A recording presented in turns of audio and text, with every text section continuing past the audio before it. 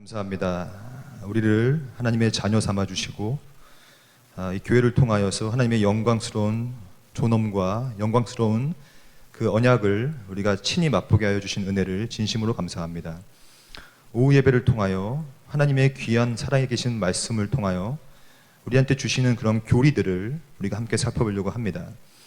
이 시간에 우리의 마음과 우리의 영혼을 새롭게 하여 주셔서 이 귀한 신학에 대한 지식들을 익히고 또한 이것이 머리 안에만 머무는 것이 아니라 우리의 심장과 우리의 모든 전인에 미쳐서 이 아름다운 지식이 우리의 삶을 변화시킬 수 있도록 하나님 인도하여 주시옵소서.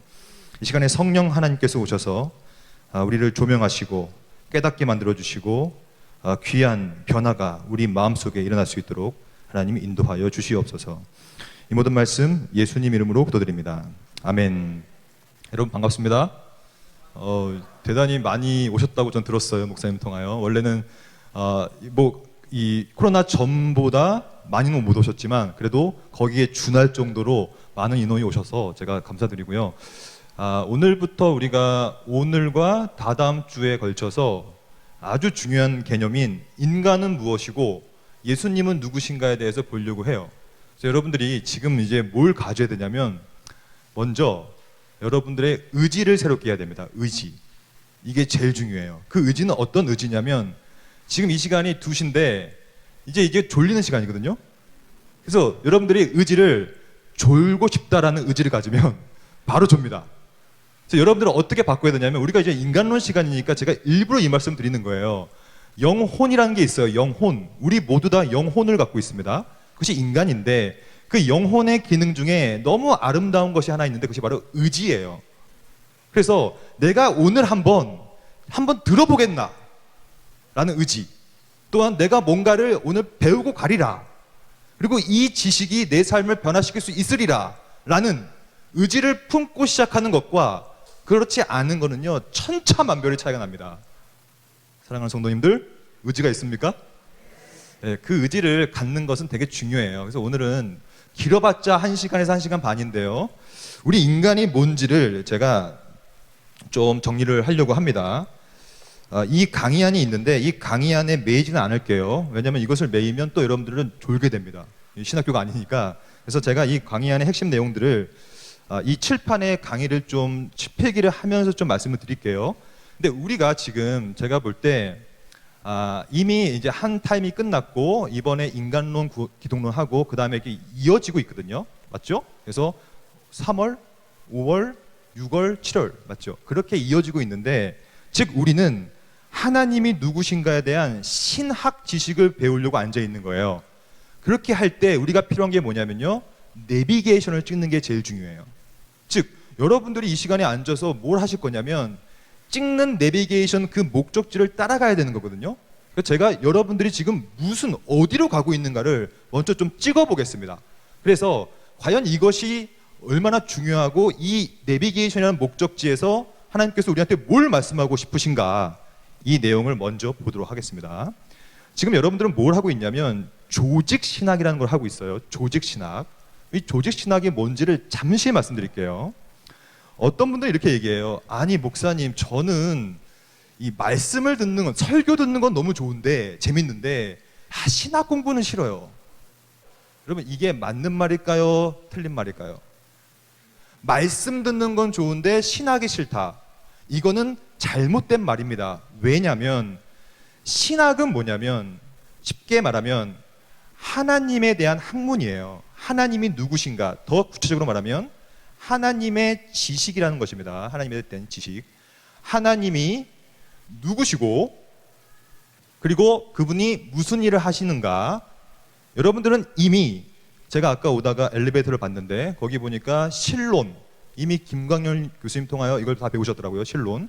신론이란 건 뭐냐, 하나님이 누구시고 그분이 나를 위해서 무슨 일을 하시는가를 배우는 학문이 신론이에요. 그러므로 이분이 하신 모든 일에 대한 지식을 우리는 신학이라고 해요. 그러므로 이 신학은 제가 만든 것도 아니요, 우리 담임 목사님이 만드는 것도 아니요, 여러분들 직분자가 만든 것도 아니며, 이 모든 하나님에 대한 지식과 신학은 그 근거, 토대가 말씀, 성경이에요. 성경. 다른 말로 하면 계시죠. 이 계시라는 말에 집중하십시오. 너무 중요합니다. 왜냐하면 하나님이 계시하지 않으면 우리는 하나님을 알 수가 없어요. 아무것도 몰라요. 하나님이 누구시고 그분이 우리를 위해 무슨 일을 하시는가에 대한 지식은 하나님께서 스스로 자기 스스로의 존재와 나는 누구다와 내가 무슨 일을 할 거다라는 사역을 우리한테 계시했기 때문에 신학이 있는 것입니다. 그러므로 말씀을 듣길 좋아하고 설교 듣길 좋아하는 것과 신학을 공부하기 좋아하는 것은 같은 등치어예요. 이해하시겠죠? 지금 여러분들 의지가 좀 떨어지고 있습니까? 벌써부터 목소리가 작아가지고 제가 의지를 떨어뜨리면 안 됩니다. 제가 여기 적어놓을게요. 의지라고. 너무 중요합니다. 의지. 여러분들이 이 의지가 얼마나 중요한지를 오늘 인간론을 배우면 깨닫게 될 것입니다. 의지를 가지세요. 이 신학과 그러므로 말씀은 같은 거예요. 즉 말씀에 근거하지 않은 지식은 다 가짜입니다. 그것이 이단이에요. 그것이 교주가 하는 말이에요.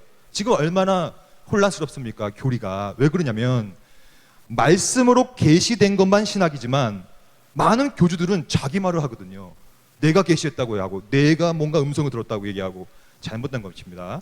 말씀에 근거한 계시에 근거한 신학은 그러므로 언제나 하나님에 대한 지식이기 때문에 이 하나님이 누구냐면 이분의 본성 자체가 질서가 있고 규모가 있는 또한 불변하신 분이란 말이죠.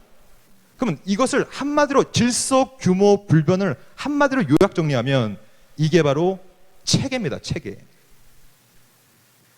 그래서 조직신학이라는 표현 자체가 체계적인 하나님에 대한 지식이라는 뜻이에요. 그러니까 여러분들이 이것을 하나씩 듣다 보면 하나님이 누구신가에 대한 체계가 여러분들의 머릿속에 심겨져야 돼요. 그래야 어떤 이상한 이단이 와가지고 이건 뭐 이렇게 하면요, 딱 듣자마자 체계가 있는 사람은 분별이 가능해요. 근데 이 체계가 없으면요 휘둘려 버립니다. 제가 제일 안타까워요. 여러분들이 신앙생활을 10년, 20년, 30년 했지만 신학적 체계가 약하기 때문에 자꾸 분별을 못하고 휘둘러지게 되는 거거든요. 상황교회는 그렇지 않잖아요. 제가 아까 들었는데 오랜 기간 동안 신학을 공부하셨고 함께 세미나를 했다고 들었어요.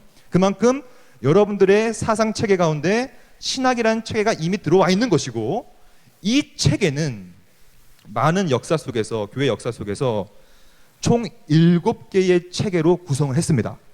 7개. 그게 전통적인 체계 방식입니다. 그러면 우리가 오늘 배우는 내용과 이때까지 배웠던 내용들을 좀 근거로 체계를 좀 잡아볼게요. 그래야지 우리가 가는 방향을 파악할 수 있으니까요. 일단 7개로 한번 정리해 보겠습니다. 하나, 잠시만요.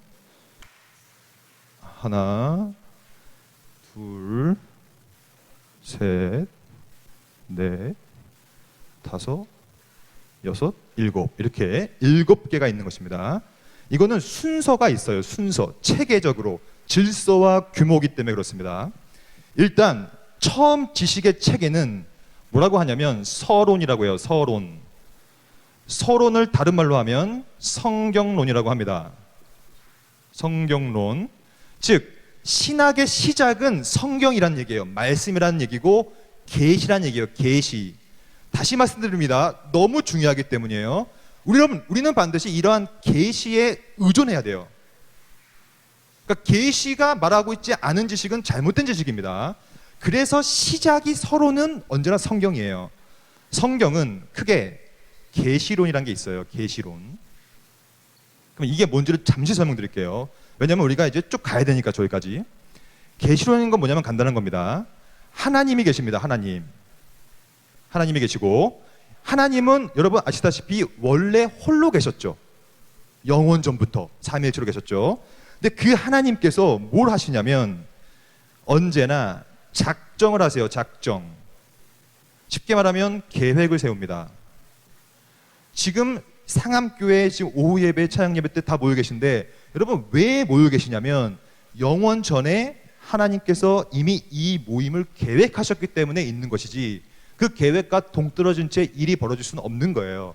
즉 하나님께서 어떠한 작정을 하냐면 홀로 있지 않고 이제 나는 세상과 함께 하리라 라는 결정을 해요. 그것이 여러분들 알고 있는 창세기 1장이에요.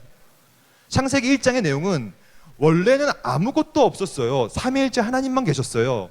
근데 이분이 나는 이제 홀로 있지 않겠다.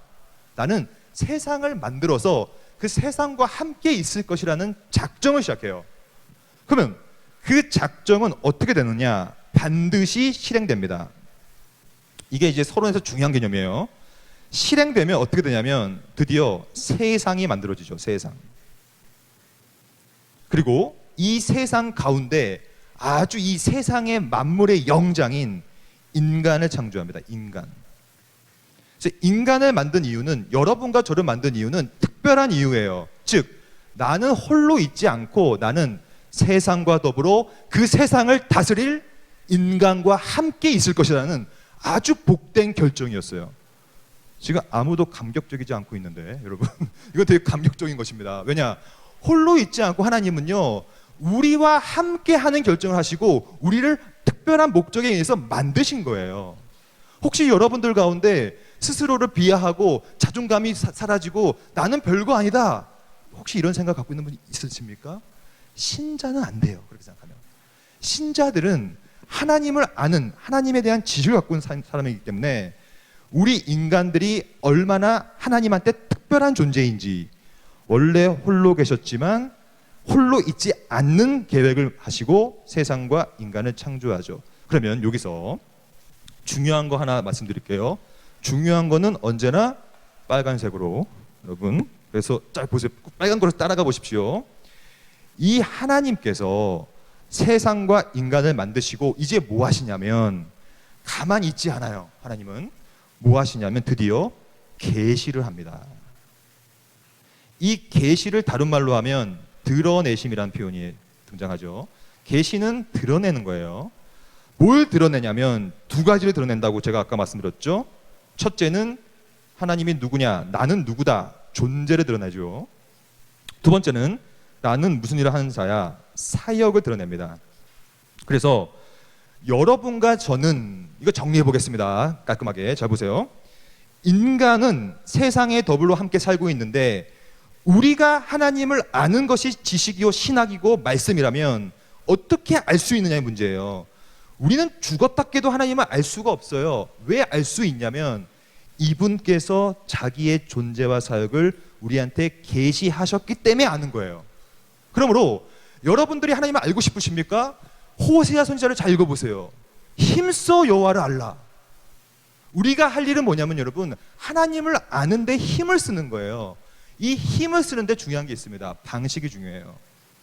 여러분 함부로 여러분들의 방식을 가지고 하나님을 알려고 노력하지 마세요. 큰일 납니다. 혹시 여러분들 가운데 직통 계시 받는 분 있습니까? 갑자기 조용하십시오, 하나님 음성이 들립니다 이러면서 막 갑자기 직통 계시 받고, 이거는 음성을 듣거나 꿈을 꾸거나 환상을 보거나 이런 거는 저는 하나님의 능력을 제한하고 싶지 않기 때문에 있을 수도 있다고 저는 믿어요. 하지만 그것은 계시가 아닙니다. 그렇죠? 계시는 이미 여러분들 갖고 있는 이 정경, 기록된 계시, 이것이 계시예요. 이것이 계시지. 그러니까 그 어떠한 우리가 받을 수 있는 내용들에 대해서는요 주관적인 느낌 정도로 얘기해야지, 마치 이것이 계시가 되어서 이것을 통하여 하나님을 알 수 있다고 보면 안 되는 것입니다. 꼭 기억하십시오. 서론, 성경론, 계시론의 핵심은 신학을 공부하고 있는 저와 여러분들의 입장에서 봤을 때 하나님을 알고 싶으십니까? 계시에 집중하십시오. 그게 성경이에요. 성경 외의 정보를 흡수하지 마십시오. 그러면 잘못된 정보가 흡수되면 하나님의 존재와 사역이 흐트러져 버린다는 얘기죠. 저는 그게 너무 안타까워요. 신학은 여러분 인터넷으로 하는 게 아닙니다. 네이버 검색 조심하십시오. 네이버에, 저는 이단 대책위원장과 한번 얘기를 해봤는데 네이버, 다음, 유튜브 이런 것을 이단이 지금 잡고 있어요. 그래서 뭔가를 딱 치잖아요. 뭐 삼위일체는 무엇입니까? 제가 다 읽어봤어요. 다 양태론이에요. 그런 식으로 잘못된 정보가 막 올라와 있기 때문에 신학은 말씀드립니다. 교회에서 배워야 돼요. 교회. 여러분도 혼자 배울 수가 없어요. 신학은 스승이 필요해요. 그래서 그 스승이라는 것은 교회라는 안전한 언약 공동체 내에서 하나님께서 허락하신 그 직분자인 목사와 더불어 전도사, 강도사님 다 직분자들이죠. 직분자들을 통하여 신학을 공부하신 분에 한해서 또한 이런 식으로 외부 강사를 초청해서라도 어떻게 어떤 이 언약적인 공동체 내에서 계시라는 통로로 하나님을 아는 것이 신학이에요. 이것을 뭐라고 부르냐? 조금 유식한 말로 쓰면 여러분도 아실 거예요. 이게 그 유명한 계시 의존 사색이다. 따라 읽어봅시다. 계시 의존 사색. 이게 여러분들의 평생의 방향성이 돼야 됩니다. 하나님을 알고 싶으십니까? 계시에 의존하여 사색하십시오. 하나님을 알고 싶고 하나님이 누구고 그분이 무슨 일을 하셨는지를 알고 싶으십니까? 계시에 철저히 의존하여 묵상하십시오. 그때 하나님께서 은혜를 베푸시는 거예요. 여러분, 은혜가 뭡니까? 저는 은혜를 생각할 때 많은 사람들이 오해해요. 뭔가를 받으면 은혜지요. 내가 기도응답이 되면 은혜죠. 그것도 은혜겠죠. 근데 진짜 은혜는 뭐냐면요, 이미 은혜가 미치고 있어요. 잘 보세요. 하나님께서 계시의 통로를 통하여 자신의 존재와 사역을 드러내는 것 자체가 엄청난 은혜입니다. 이거 믿으십니까? 뭐가 은혜예요? 하나님은 우리같이 죄인한테 자기 자신을 드러낼 이유가 없어요.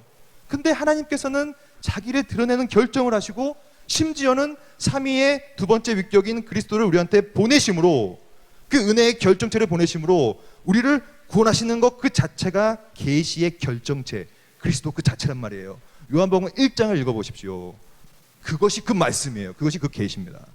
그러므로 이게 가장 중요합니다. 이게 밑바탕이 없으면 2번, 3번으로 체계가 잡히면 안 돼요. 아예. 여러분 이거 잡히셨습니까? 꼭 잡으세요. 이게 제일 중요해요. 그러면 이렇게 서론이 잡히면 어디로 가는가? 서론이 잡히면 이제 이 계시를 주신 이 하나님이 누구냐가 드러나게 돼요. 여기 나와 있는 것처럼 계시, 존재와 사역이 드러납니다. 그 존재와 사역은 결국에는 신론이라고 하는 하나님에 대한 학문으로 발전돼요. 신론 여러분들 다 배우셨을 겁니다. 2월달인가 3월달에. 신론은 딱 두 가지를 배우는 거예요. 그래서 계시에 의존하면 누가 발견되냐면 하나님의 존재가 드러납니다. 존재. 이 존재는 한마디로 요약하자면 삼위일체라는 분이에요. 오늘은 신론 시간이 아니므로 이런 것들은 아예 다루지 않습니다. 넘어가 버릴게요. 배우셨으니까. 그래서 여러분들이 성경을 읽다 보면 반드시 삼위일체가 나타나야지 다른 분이 나타나면 큰일 나는 겁니다. 그럼 잘못 읽는 거예요, 성경을. 이 존재를 삼위일체로 드러내시는 분이 그 다음에 사역을 드러내는데 이 사역의 대표적인 것이 바로 구원이에요. 하나님이 하시는 사역 중에 가장 위대하고도 영광스러운 것이 구원인데 이 구원조차도 이 계시의 통로를 통하여 하시는 분이 하나님입니다. 그것이 말씀, 로고스, 그리스도예요. 다음 주에 배웁니다. 기독론에 대해서는. 그러면 잘 보세요. 성경론도 서론도 특별하게 인간을 위하여 계시를 해주시는 것이고 존재와 사역도 그 계시를 받아 누리는 인간들이 경험하는 하나님이기 때문에 하나님의 관심은 뭐냐면 우리 여러분과 저 같은 인간들이에요. 이것이 하나님의 관심이에요. 내가 너를 만들었으니 넌 나 좀 알아줘. 계시할 거야. 계시하시죠, 계속. 그러면 그 계시를 통로를 의존하면 하나님의 존재와 사역이 드러나고 이 구원이라는 사역의 대상이 누구냐면 바로 오늘 우리의 주제인 인간입니다. 그러므로 하나님의 사역을 연구하다 보면 그 구원의 대상인, 특히 구원 전의 창조 사역의 대상인 인간이 드러나요. 인간.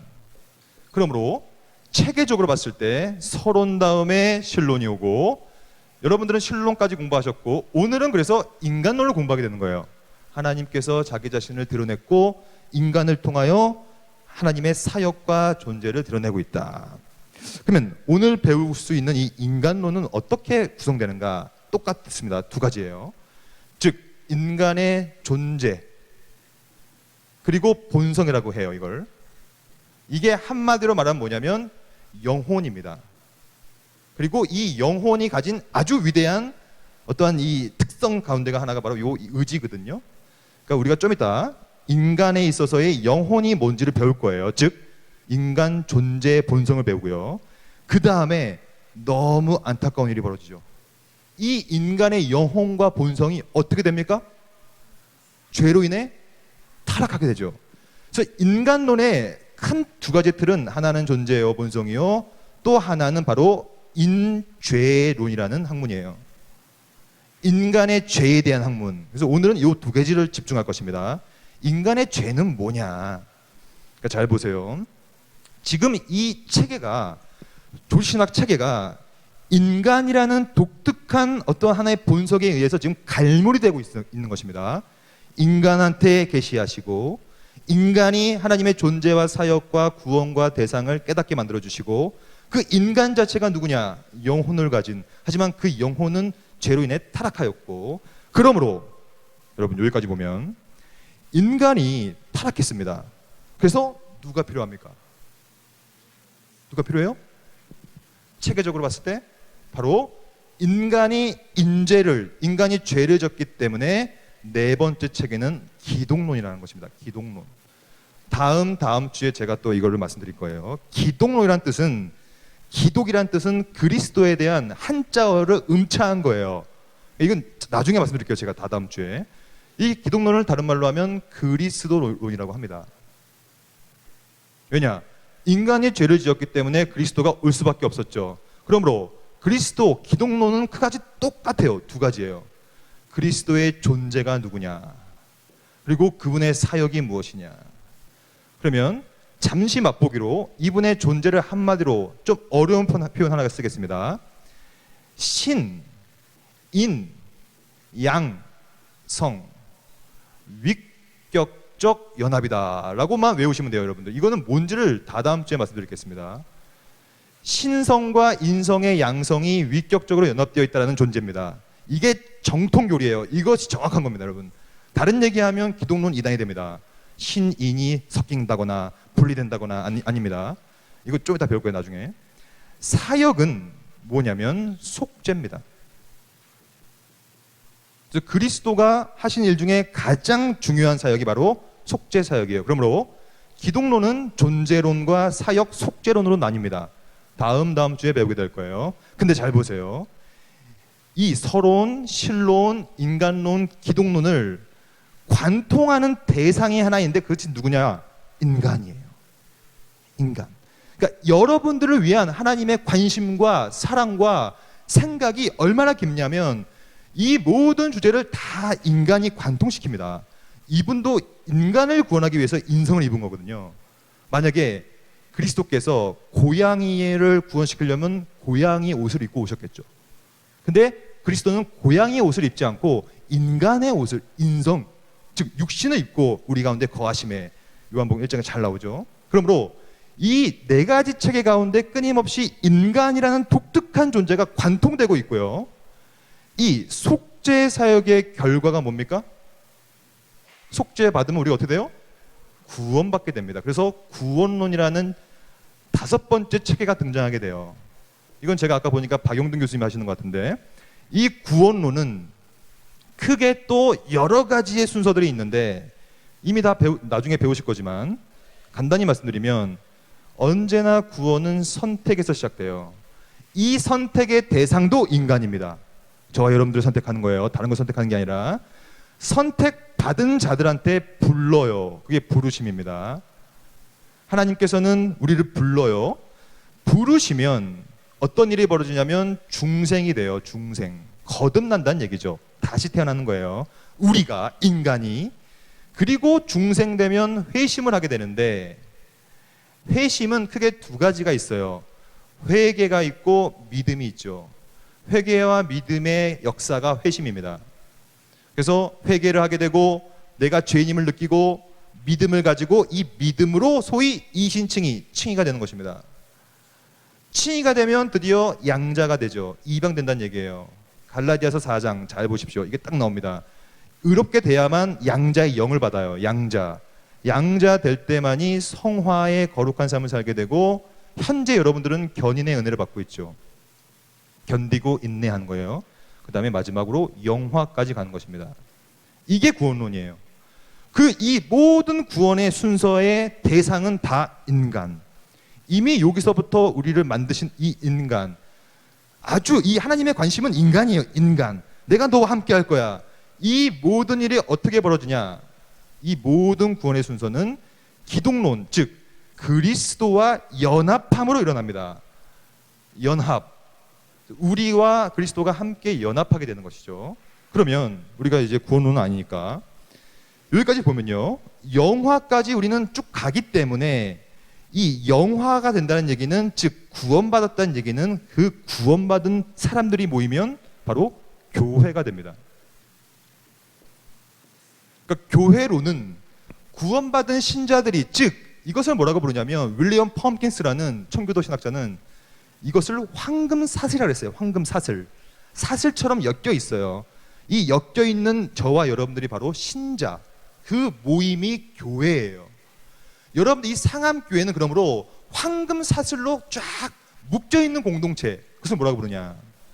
교회는 그러므로 첫째, 교회의 존재를 배웁니다. 존재는 뭐냐? 언약 공동체라는 거예요. 이것도 여러분들이 나중에 교회론 배울 때 배우세요. 언약으로 묶여있는 거예요. 그 언약은 뭐냐? 다시 일로 돌아와야 됩니다. 하나님께서 세상과 인간을 만드시고 이 인간한테 계시를 하시는데 이 계시가 곧 언약이에요. 쉽게 말하면 이게 약속입니다. 그래서 이 약속이, 잘 들어보십시오, 그리스도로 말미암아 이 약속이 성취됨으로, 완성됨으로 그리스도와의 연합을 했죠. 연합 가운데서 이 약속, 무슨 약속이요? 사역, 내가 너를 구원하리라 라는 약속이 이 황금사슬로 완성돼 가지고 그 공동체가 모이면 바로 그것이 교회예요. 그러면 여러분 교회 와가지고 싸우고 막 이러겠습니까? 교회는요 너무 기쁨 감격의 공동체인 거예요. 왜냐?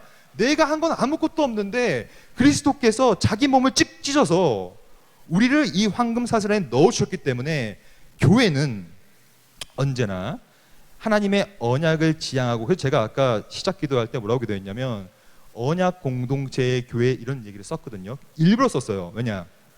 언약으로 묶여있는 교회, 이것이 교회이고, 이 교회가 진짜 교회가 되려면 그것을 참교회라고 하는데 세 가지가 필요한 거예요. 그것이 바로 설교, 은혜의 방편이죠. 하나님의 말씀. 잘 보세요. 이 설교가 왜 중요하냐? 이 계시 의존 사색을 위하여 반드시 필요한 것입니다. 바른 설교가 없으면 바른 교회가 될 수가 없어요.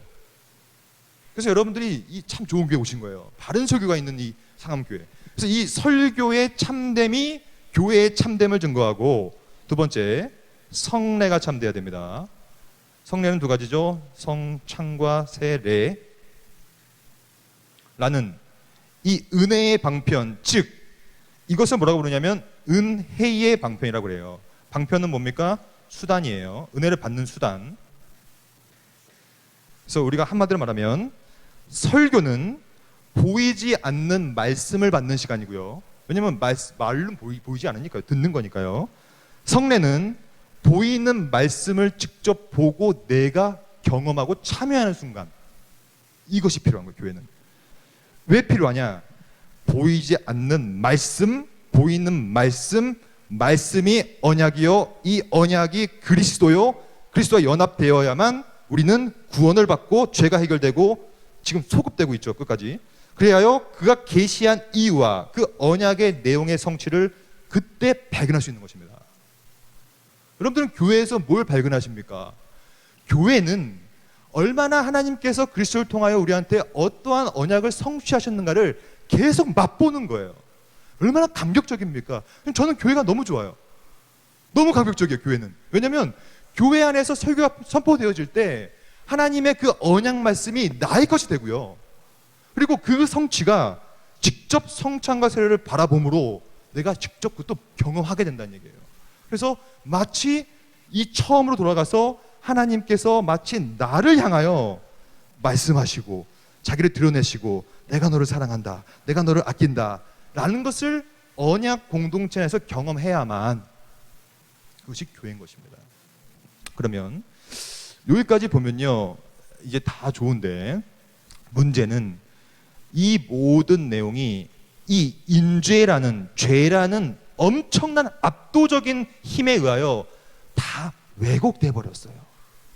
너무 안타깝죠. 그래서 우리 인간의 영혼도 여러분들 지금 의지를 갖고 있지만 그 의지도 지금 타락했단 말이에요. 왜곡돼 버렸단 말이에요. 왜냐? 이 죄가 너무 강하기 때문에. 그래서 심지어는 죄가 얼마나 강하냐면 우리는 그리스도와 함께 연합함으로 의롭다고 인정을 받았음에도 불구하고 여전히 죄인이에요. 여러분들 오늘 죄 몇 번 지셨습니까? 엄청 지셨죠? 저도 마찬가지. 내일 죄 지실 분 손 한번 들어보세요. 뭐 손 안 지실 겁니까? 내일 우리 죄 많이 짓겠죠. 우리는 의롭다고 인정을 받았지만 이 죄의 이 인죄의 이 강력한 힘 때문에 여전히 죄인의 삶을 살고 있다는 얘기예요. 교회도 마찬가지예요. 언약 공동체지만 설교와 성례를 통하여 은혜를 체험하지만 또 교회 안에 문제가 있고 분란이 있고 왜냐? 죄 때문에 그렇습니다. 그러므로 이 모든 내용은 마지막 종말에 가서 드디어 완성되고 회복됩니다. 종말은 시작점에 대한 학문인데 그 시작은 재림입니다. 예수님께서 다시 오심으로 종말, 재림, 그 영화의 단계로 우리가 들어가고요. 이 종말은 결국에는 재림하신 이유가 딱 두 가지예요. 신자들한테 영생을 주시기 위함이에요. 그리고 불신자들한테는 심판을 내리기 위함이며, 그러니까 이 심판론이 또 하나의 큰 축이고, 그 다음에 대부분을 구성하는 종말론의 내용은 바로 신천지, 이만희 말고요. 여러분, 이만희 신천지 말고, 제가 제 안타까운 게 뭐냐면 한국 개신교가 좋은 용어들을 다 뺏겨버렸어요. 이단들한테. 신천지라는 말은요 얼마나 좋은 말입니까? 근데 신천, 신지, 정확히 말하면 새하늘과 새 땅, 이미 다 나와 있죠 성경에. 신천, 신지라는 부분, 이 새하늘과 새 땅이 무엇이고, 그리고 새하늘과 새 땅에 들어가지 못하는 사람들은 어디로 가는가? 지옥에 대한 논의. 그래서 사탄의 마지막, 이러한 내용들을 다루게 됩니다. 즉, 이 신천, 신지와 지옥이 있다는 얘기는 결국에는 인간의 죄에 대한 결과를 말하는 것입니다. 그래서 인간에 대한 결과가 어떻게 마지막으로 성취됐느냐의 문제거든요. 그러면 여러분들이 지금 아주 큰 담론을 보고 있어요. 왜냐? 제가 말씀드렸죠. 이건 내비게이션 찍는 거예요. 여러분들이 오늘은 요 길로 갈 거거든요. 인간론. 요 길로 가려면 이쪽을 모르면 안 되고요. 이쪽도 모르면 이게 안 되기 때문에 제가 일부러 이걸 말씀드리는 것입니다. 그래서 끊임없이 서론과 신론과 인간론과 기독, 구원, 교회, 종말론의 이 모든 내용을 관통하는 하나의 대상이 있으니 그것이 바로 저와 여러분인 인간이다. 여러분 괜찮습니까? 지금 이해하고 계십니까? 의지가 있으십니까? 좋습니다. 아주 좋습니다. 그래서 이렇게 우리가 내비게이션 찍지 않으면 우리가 딴 데로 가버리기 때문에 그렇습니다. 그래서 이러한 큰 틀에서 그러면 다른 것들은 여러분들 다 배우실 테니 오늘은 그럼 인간의 영혼은 뭐고 죄는 뭔가, 요것을 좀 더 집중해서 보려고 합니다. 결국에는 우리 영혼이 무엇인가가 되게 중요해요. 영혼. 그래서 제가 여기 성경 구절을 하나 갖다 왔는데 일단 이걸 읽어봅시다. 17페이지에 보면요, 중간 부분 좀 밑에 보면 성경 구절이 하나 나와요. 창세기 2장 7절 말씀인데요. 여러분 17페이지 찾으셨어요? 이 성경 구절을 함께 읽겠습니다. 하나 둘 셋. 여호와 하나님이 땅의 흙으로 사람을 지으시고 생기를 그 코에 불어넣으시니 사람이 생명이 된지라. 지금 이 하나의 본문을 이제 분석하겠습니다. 이 분석이 과연 인간이 누구냐를 정확히 말해주는 본문이기 때문입니다. 그러면 이 본문에 보면 흙으로 사람을 지으신다는 말이 나와요. 이것이 뭔지를 말씀드릴게요. 하나님께서는 세상을 만드실 때 크게 두 가지 방법을 사용하셨습니다. 그 하나의 방식은 우리가 알다시피 말씀이라는 방식이에요. 말씀. 그래서 하나님은 인간을 제외한 모든 만물은 다 말씀으로 창조하셨는데 그 말씀의 내용은 딱 두 가지예요. 있으라, 아니면 내어라. 이 두 가지입니다. 그러니까 있으라라는 말씀의 명령과 땅아, 식물과 동물을 내어라 라는 다른 동사를 쓰였단 말이에요. 있으라, 내어라는 동사는 이스라와 네어라라는 말씀, 이 말씀이 로고스예요. 즉 이분이 예수 그리스도예요. 그러므로 말씀이라는 이것이 이미 요한복음 1장에 드러나고 있는데, 태초에 말씀이 하나님과 같이 있는데 만물이 그로 말미암아 창조되었고 라는 비아라는 through, 통한다는 얘기예요. 그리스도를 통하여, 즉 말씀을 통하여 뭘 통하냐면 이스라라는 명령과 네라는 명령으로 이 세상은 만들어졌어요. 이거 인정하시겠죠? 이해하시겠죠? 근데 인간은 달라요. 하나님께서 성경에 보면 아담아 이스라, 하와야 내어라 한 적 있습니까? 없어요. 인간은 언제나 시작 전부터 특별해요. 이게 핵심이에요. 하나님은 언제나 인간들을 특별하게 대하세요. 얼마나 특별하게 대하는지 잘 보십시다. 이분은 말씀으로 인간을 만들지 않고 흙으로 일단 만들어서,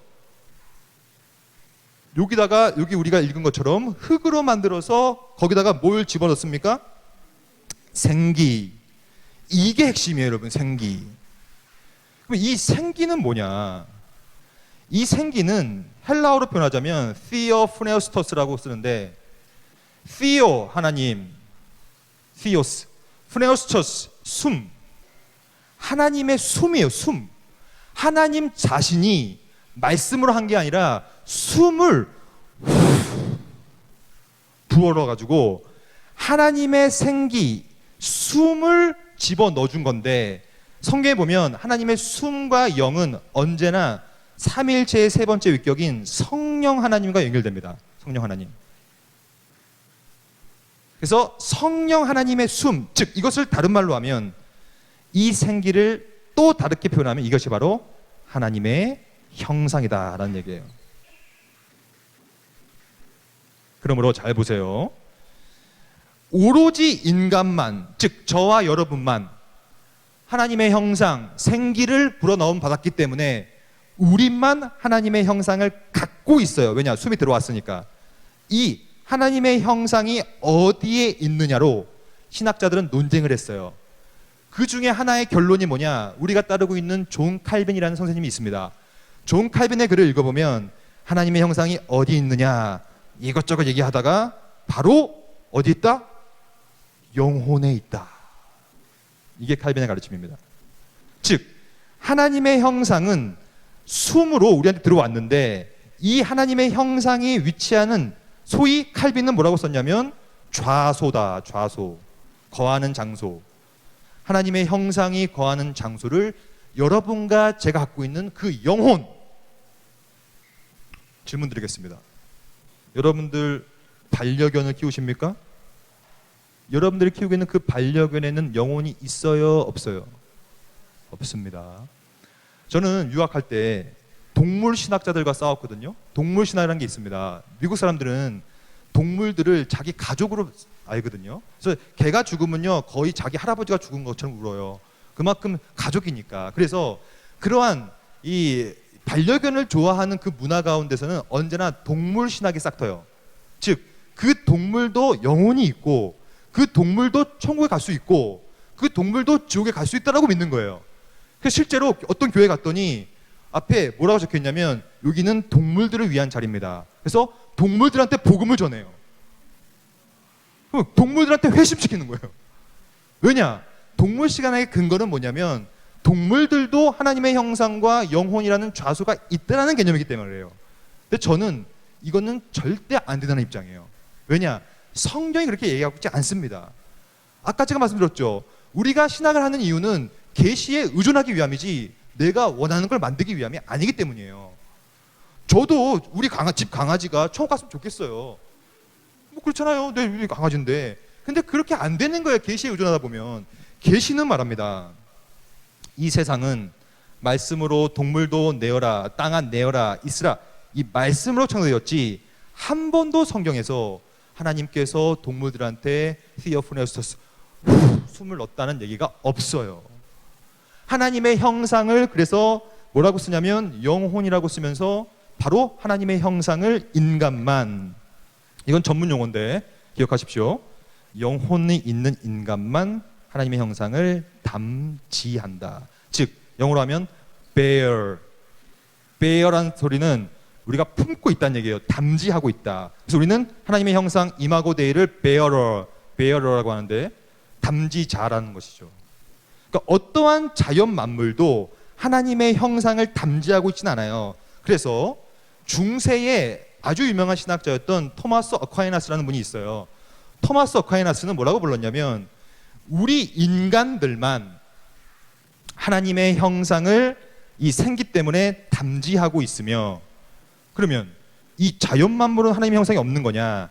있긴 하지만 뭐라고 썼냐면 흔적을 갖고 있을 뿐이다라고 썼어요. 저는 이것이 좋은 표현이라고 생각해요. 우리 같은 인간들만 하나님의 형상에 실제적으로 이 네핏이 들어왔기 때문에 숨이, 그래서 우리는 형상을 담지하고 있는 것이고, 하지만 로고스된 말씀을 통하여 이 세상 만물과 모든 것들이 만들어졌으니 여전히 흔적은 거기에 남아있지만 분명한 사실은 인간의 영혼의 기능과는 확실히 차별이 있는 것이다. 이해하셨습니까? 이거 이해하셨죠? 그래서 제가 여기 17페이지 보면 적용이 있는 묵상을 보면요, 신자들은, 그래서 저는 이렇게 생각해요. 자존감이 낮거나 자기를 지나치게 비하할 이유가 없어요. 왜냐하면 여러분과 저는요 대단히 특별한 방식으로 창조되었습니다. 그 어떠한 방식과도 다른 방식, 이 숨을 내쉬어버리는 방식. 그래서 우리를 생명, living being, 살아있는 영으로 만들어줬기 때문에 하나님의 특별한 방식, 흙으로 빚어 코에 생기를 불어넣는 방식. 결론은 뭐냐? 여러분, 신학은 언제나 적용이 있어야 돼요. 그러므로 지금까지 논의의 적용은 우리 인간들은 그 어떠한 만물보다도 더 가치 있어요. 너무 소중해요. 자존감이 높은 것과 교만한 것은 다른 겁니다. 자존감은 뭐냐? 하나님 앞에서 나의 이 특별한 창조 방식을 이해하는 거예요. 그래서 심지어는 이 하나님의 형상을 닮은 우리로 만들어준다는 그 사실을 믿음으로 자존감이 생기는 것이고, 반대로 교만함은 하나님 위에서 나의 가치를 스스로 뽐내는 것. 여러분, 교만은 패망의 선봉인데, 그 무슨 말이냐면 이러한 창조의 원리와 방식을 망각한 채, 그것이 창세기 3장에 잘 등장합니다. 사탄이 오죠. 아담아, 하와야, 너 그거 따먹어. 그러니까 왜 따먹어? 따먹으면 어떻게 된다? 하나님과 같아질 거야 라고 하는, 뭔가 자기 스스로를 하나님 위치로 올려버리는 게 죄예요. 그것이 교만함이에요. 죽는 것입니다. 패망하는 것입니다. 그러므로 뭘 경험해 우리는 이해해야 되냐면 바로 이것만 하고 넘어갑니다. 하나님께서 독특한 생기를 불어넣는 방식으로 우리를 만드셨으니 우리를 만든 분은 창조주다라는 사실을 믿는 거예요. 그리고 나는 피조당했다라는 피조물, 이거를 뭐라고 부르냐면 창조주와 피조물 사이의 질적인 차이라고 불러요. 죄는 뭐냐? 창조주와 하나님 사이의 차이를 최소화시키는 게 죄예요. 정말 무서운 겁니다. 정말 무서운 거예요. 얼마나 무섭냐면 하나님께서 그 죄가 들어온 것을 해결하기 위하여 심지어는 자기 아들을 주기까지 하신 거예요. 그게 너무 끔찍하니까, 그 죄가. 기억하십시오. 여러분들은 아주 특별한 방식으로 태어났지만, 그렇게 창조되었지만, 그럼에도 불구하고 하나님은 창조주고 내가 피조물이라는 사실을 꼭 기억하셔야 됩니다. 이것을 개혁신학이라는 전통에서는 하나님의 절대 주권 사상이라고 불러요. 저는 여러분들이 지금 내용을 다 까먹어도 상관없다고 생각해요. 또 배우면 되니까. 하지만 이거 하나를 놓치면 다 놓치게 되는 것입니다. 그것이 뭐냐면 하나님은 하나님이시고 그분은 나의 창조주시고 나는 피조물이요, 나는 피조된 존재라는 사실에 대한 질적인 차이를 인정하고 그분께 주권을 돌리는, 여러분 이거 잊어버리면요 다 잊어버리는 것입니다. 인간론 배우면 뭐합니까? 이거 잊어버리면 끝나는 거예요. 여러분, 넘어갑니다. 그러면 제가 지금까지 얼마나 영혼이 중요한가를 말씀드렸죠. 18페이지는 무슨 내용이냐면, 제가 지금까지 영혼의 어떠한 출생, 탄생에 대해서 말씀을 드렸는데, 하지만 안타깝게도 인간은 여러 가지의 영혼에 대한 가르침을 만들기 시작했어요. 그래서 총 3가지 정도가 있습니다. 교회 역사 속에서. 그 3가지를 좀 설명드릴게요. 여러분들은 어느 관점을 지지하고 받아야 되는가를 이제 깨달을 필요가 있습니다. 일단 가장 많이 나온, 즉 영혼이 과연 어디서부터 오느냐의 문제예요. 영혼이 어디서 오느냐. 사실 제가 지금 큰 딸이 초등학교 4학년이고 작은 딸이 1학년이거든요. 근데 특히 1학년 애가 저한테 질문을 엄청 해요. 어느 날 저한테 그러더라고요. 아빠, 내가 영혼이 있잖아. 그래, 있지. 이 영혼이 엄마 아빠가 결혼해가지고 나한테 준 거야? 어떻게 된 거야? 이렇게 물어보더라고요. 그러면 그 아이의 이 질문은 뭘 얘기하는 거예요? 그 아이가 말했던 엄마 아빠로부터 오는 거야? 그게 바로 영혼 유전설이라는 것입니다. 영혼 유전설. 그러니까 우리 영혼이, 많은 신학자들이 아니 영혼이 도대체 어디서부터 오는 거야? 엄마 아빠가 결혼하니까 애가 낳네. 그 애가 엄마 아빠의 영혼으로부터 온 거 아니야? 라는 영혼이 유전됐다라고 하는 설이 있었고, 이 설을 많은 후기 루터파라는 신학자들이 채용했습니다. 영혼 유전.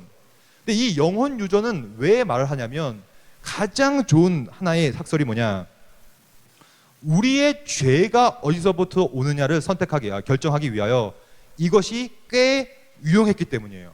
즉 우리가 죄를 어떻게 짓습니까? 우리가 나중에 배울 거지만 죄는 한마디로 말하면 아담의 죄의 전가로 우리는 봅니다. 이거 좀 이따 설명드릴게요. 그러니까 아담의 죄가 나의 죄가 된 거거든요. 전가 때문에. 그래서 루터파 학자들은 우리의 죄가 아담으로부터 오는 것과 같이 우리의 영혼도 우리 부모로부터 오는 거 아니냐로 유전설을 만들어 간 거예요. 이해하시겠죠? 근데 이 유전설은 많은 사람들의 지지를 받지 못했어요. 왜냐? 여러분 생각해 보십시오. 신학이라는 것은 비판적인 고찰이 필요해요. 왜 아닐까요? 왜 영혼이 유전됐다라고 하는 것은 잘못됐을까요? 왜 그럴까요? 지금 의지가 많이 떨어졌는데 여러분 올리십시오. 네, 그 이유가 제가 지금까지 설명드렸던 요 문제예요. 과연 우리 영혼이 우리 아버지와 어머니로부터 창조되느냐의 문제예요. 맞죠? 즉 영혼이 만약에 생명이라면, 생명을 주시는 것이라면 이 생명을 만드시는 분이 우리 엄마 아빠냐 아니면 아니냐의 문제예요. 근데 영혼 유전설은 마치 엄마 아빠가 생명과 영혼을 주는 것처럼 얘기하기 때문에 아까 말씀드렸던 하나님의 창조주로서의 절대 주권이 헤쳐지게 됩니다. 이해하시겠죠? 그게 문제였던 거예요. 그래서 그리스 헬라 철학자들은 또 이상한 말을 합니다. 그게 아니라, 이런 내용이 아니라 영혼은 어디서부터 오냐면, 이건 제가 볼 때 말이 안 되지만 말씀드려 볼게요. 우리 영혼은 어딘가에서부터 선재, 미리 있다, pre-existence, 선재한다. 그래서 이것을 영혼 선재설이라고 불러요. 즉 아기가 태어납니다. 응애 태어납니다. 그럼 그 아기의 영혼은 부모한테 온 게 아니라 영혼 선재설에 의하면 어딘가에 영혼이 모여 있었고, 애가 태어나면 원래 있던 영혼이 그 아이한테 붙어서 태어난다. 이게 영혼 선재설이에요. 이건 맞습니까? 틀립니까? 왜 틀립니까? 제가 아까 서론 시간에 말씀드렸죠. 왜 틀리냐고 여쭤보면 늘 성경이 그렇게 얘기하지 않습니다가 정답이에요. 자, 우리 이 성경을 읽어보면 우리는 계시에 의존해야 되지 않습니까? 영혼이 그리스 헬라 철학자들처럼 어딘가에 모여 있다가 애가 태어나면 영혼이 갖다 붙는다? 이것도 성경에서 말하고 있지 않기 때문에, 그러므로 우리는 뭘 받냐면, 제가 지금부터 우리라고 할 때는 상암교회가 속해 있는 교단, 합동교단이죠. 합동교단과 또한 합동교단이 추구하고 있는 16, 17세기가 지향했던 개혁신학이라는 전통이 있어요. 그 합동 측이 추구하고 있는 그 신학적인 입장에서 말씀드리고 있는 거예요. 우리의 입장이라는 얘기는, 우리의 입장은 영혼 유전을 받지 않아요. 영혼 선제도 받지 않아요. 그러므로 이걸 기억하면 됩니다. 우리의 입장은 영혼의 출생된다는 걸 믿어요. 이 출생의 주체, 즉 누가 우리의 심령과 생명과 영혼을 주시는가? 그분이 바로 창조주 하나님이다. 그러므로 이것을 뭐라고 부르냐면 영혼 기원서라고 부르는데, 여기 보면 이 18페이지에 보면 성경을 볼까요? 성경이 두 구절이 나옵니다. 스가랴서 12장 1절은 영혼 유전설이라든지 선제설을 얘기하지 않고 영혼이 하나님을 통하여 출생되었다는 것을 말하고 있죠. 읽겠습니다. 스가랴서 12장 1절 하나 둘 셋.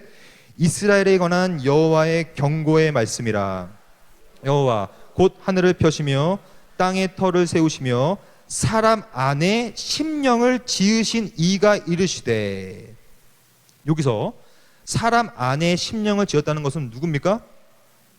여호와 하나님. 이 앞에 나오는 여호와의 말씀, 여호와 곧 하늘을 펴시고 그분이 심령을 지었기 때문에 아버지와 이 아내가 우리 엄마가 주는 것도 아니요, 이미 있던 것이 오는 것도 아니며 하나님께서 티어프네스토스라는 생기를 후 불어 넣어 주심으로 생긴 그 영혼, 이건 영혼의 시작점과 지금까지도. 잘 보세요. 그러면 지금 아이가 태어나요. 그럼 그 아이의 영혼은 어디서부터 오는 겁니까? 바로 하나님께서 창조하시는 것이죠. 생명은 오로지 여호와께 속한 것인즉, 생명과 전쟁은 여호와께 속한 것인즉. 그러므로 이사야서 42장 5절을 읽겠습니다. 하늘을 창조하여 펴시고 땅과 그 소산을 내시며 땅 위에 백성에게 호흡을 주시며 땅에 행하는 자에게 영을 주시는 하나님 여호와께서 이같이 말씀하시느니라. 땅에 행하는 자에게 영을 주신다. 이 영이야말로 완벽하게 성령, 이 영혼, 우리 생명이 되는 이 영혼을 말하고, 이 영혼을 주시는 분은 하나님이다 라고 볼 수가 있는 것입니다. 제가 설명드렸던 내용이 19페이지에 보면 잘 이제 정리가 되어 있습니다. 19페이지에 보면 선제설 나오죠. 영혼 유전설 나오죠. 우리는 영혼 창조설이 더 맞다라고 우리는 주장해 왔습니다. 제가 아무리 생각해도 이것이 맞아요. 그러므로 잘 보세요. 이 묵상에 보면요, 이것을 인정해야만, 즉 하나님께서 우리한테 영혼을 주셨다는 사실을 인정할 때만이 이 영혼이 다시 어디로 향해 가냐면 종말, 즉 새하늘과 새 땅으로 간다는 사실을 깨닫고 여러분과 저는 뭘 하게 되냐면 순례자의 길을 가게 됩니다. 순례자. 그럼 제가 순례자가 뭔지를 좀 말씀드릴게요. 순례자는 영혼 창조설을 믿는 저와 여러분들이 꼭 추구해야 될 삶의 방향성이요, 색깔이에요. 색깔. 우리는 이 땅에 초막 찍고 사는 것이 아니라 우리한테 영혼을 주신 그분께 다시 돌아가는 거예요. 그러니까 영혼은 우리한테 맡겨주신 것이지, 우리한테 맡겨줬죠. 그 맡겨진 영혼을 이 땅에서 열심을 다하여 갈고 닦아야 합니다. 그러면 영혼을 갈고 닦는다는 말이 무엇이냐? 성경에 보면 영혼이 잘 되면 어떻게 된다? 범사가 잘 된다. 그 말이 이 말인데, 그 말을 신학적으로 좀 분석해 보면 영혼이 잘 돼야 범사가 잘 된다는 얘기는, 영혼 안에는 많은 신학자들이 이렇게 분석을 했어요. 영혼에는 총 3가지의 기능이 있다. 그것이 우리가 알다시피 지, 정, 의의 기능이다라는 거예요. 영혼이 있는 존재만 갖고 있습니다. 동물들은 이게 없어요. 동물들은 공부할 수가 없습니다. 지가 없기 때문이에요. 감정이 있어요, 동물들도. 하지만 그것은 본능입니다. 본능적으로 감정이 있는 거예요. 의지도 있지만 그 의지도 어차피 이건 다 본능이에요. 하지만 인간은 달라요. 왜냐? 우리가 갖고 있는 인간의 영혼은 하나님의 형상과 닮아 있습니다. 여러분 배우셨을 거예요, 아마. 이것을 공유적 속성이라고 해요. 우리의 영혼과 하나님의 영되심은 공유적 속성이라는 항목으로 묶여 있기 때문에 하나님의 지성, 하나님의 감정, 하나님의 의지가 우리한테 담지되어 있습니다. 그러므로 지성과 감정과 의지를 분리 없이, 이걸 뭐라고 부르냐면 유기적으로 기능하는 것이 영혼이 잘 된다는 얘기예요. 이게 뭐냐?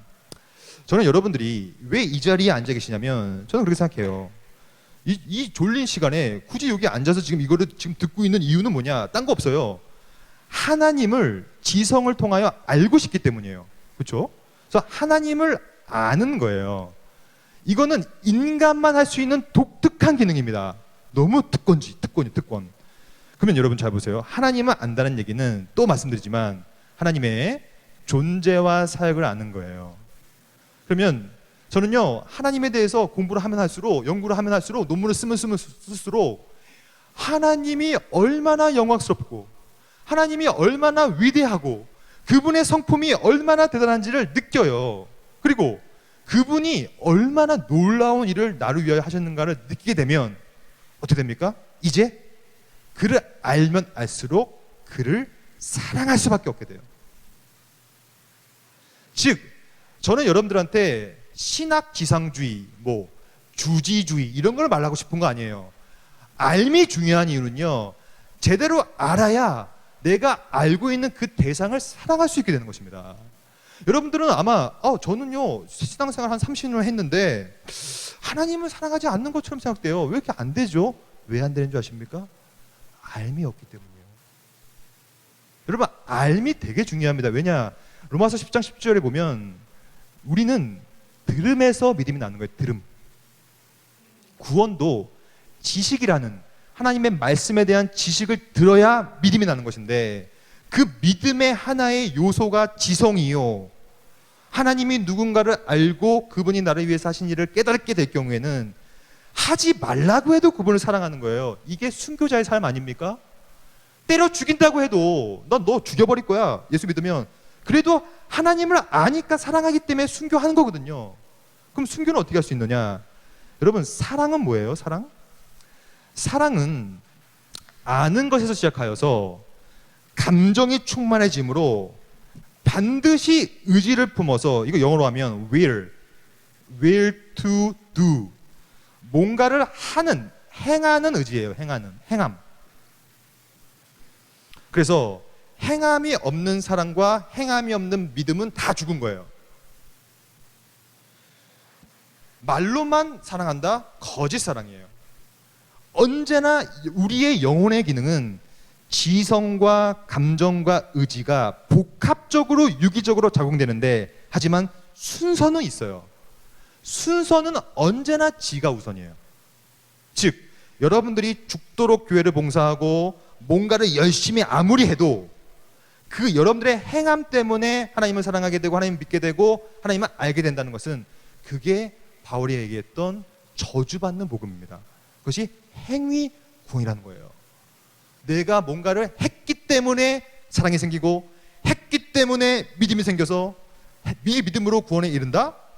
그것만큼 위험한 거 없습니다. 언제나 영혼은, 한마디로 말하면 이 영혼이 뭐냐? 이 영혼은 그러므로 하나님의 형상을 갖고 있는, 우리만 가질 수 있는, 인간만 가질 수 있는 믿음입니다. 믿음. 그러므로 영혼이 지정의의 기능이 있다면 우리의 믿음도 지정의의 기능이 있는 거예요. 그러므로 인간론을 공부하는 우리들은 이 세 가지의 균형을 위해서 노력해야 됩니다. 하지만 시작점이 있어요. 반드시 하나님에 대한 지식을 아시고, 이 지식은 어떤 지식이냐면 하나님의 살아계신 말씀이기 때문에 살아서 역사하고 운동력이 있어서 우리 심령을 골수로 찢어 쪼개버리기 때문에 우리를, 감정을 이끌어낼 수밖에 없고, 그래야여 의지를 품고 뭔가를 할 수 있게 된다. 그래서 이 모든 영혼의 기능은 하나님께서 우리한테 주셨고, 이 기능을 적극 활용하는 것을 뭐라고 부르냐? 구원론에서는 이게 바로 성화라는 것입니다. 성화는 다른 것이 아니라 하나님이 주신 그 영혼의 기능을 회복시키는 거예요. 회복. 지금까지 내용은 참 아름답고 은혜로운 내용인데요, 이제 우리의 논의는 안타까운 일로 이제 발전이 될 수밖에 없습니다. 그것이 20페이지부터예요. 이렇게까지 끝나면 좋겠는데, 참 영혼이 지정의가 있고 다 좋은데, 안타깝게도 여기에 드디어 죄라는 엄청난 암흑의 이 권세와 세력이 드디어 침투하게 돼요. 얼마나 강하게 침투하는가? 이 죄는, 여러분, 죄송한데 물 좀 주시겠습니까? 혹시, 예. 어디 있습니까? 물 위에 있습니까? 아, 여기 있네요. 감사합니다.